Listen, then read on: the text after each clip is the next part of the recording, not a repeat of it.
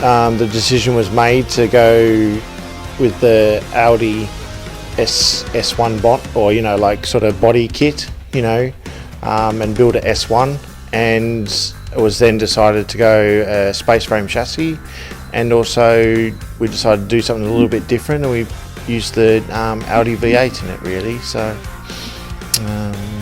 we sort of went from there. We started out with a full car, and I think all we ended up with was a little bit of the wiper panel left and a bit of the inner like sills, and the rest we just chucked in the bin, and chucked a load of grinding discs in the bin as well, because we used the load to cut it up and stuff like that, and then built the tubular chassis and the engine, and to house all the driveline parts as well, and then what you see is what we've got now really.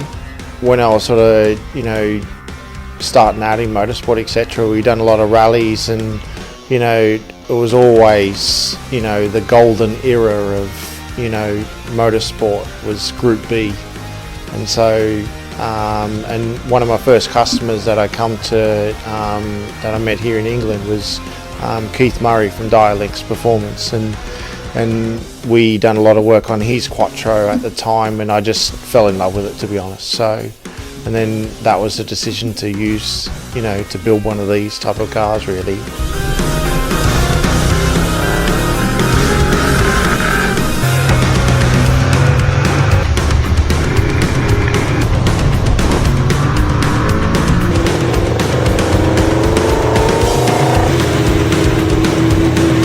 It's a 3.6 litre. We've twin turbocharged it. We're running big compression. We're at about 11:1 compression ratio, so it's solely race fuel that the thing runs on. It's got 16 injectors in it, 2 per cylinder. All the heads have been CNC ported by Rickett CNC heads. The cams are special cam profiles, and we're all on titanium valves and seats and stuff like that. It's all on shimless buckets, so we can rev it quite high and not cause any damage etc. And we've had a custom intake manifold made out of bullet aluminium etc. So and that's all on electronic throttle, all controlled through the Motec and stuff like that. So, and at the moment we're running about 1 bar of boost, and it's about 630 at the wheels, so there's plenty to come out of it, so but that's enough for the time being.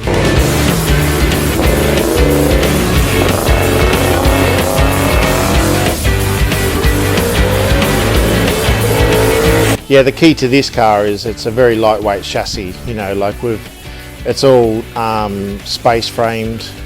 We've got an aluminium honeycomb floor on it.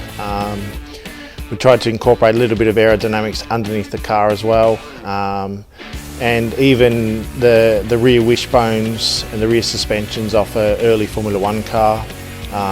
It's got inboard shock absorbers and pushrod suspension in the back.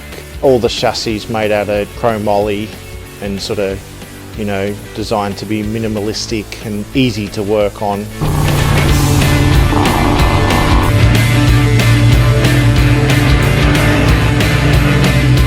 We never disguised that the car was a replica, but because we love this sort of body shape and it's a bit of a classic car, we wanted to keep it old school on the outside and modern technology on the inside really. There's lots more to come out of this car, so we're only at early stages yet, but what we have done driving wise, it's been really good fun, and it's a little bit of a kitten, you can kind of nurse it around the track, and it's still damn fast, that's for sure, especially when you touch that right pedal.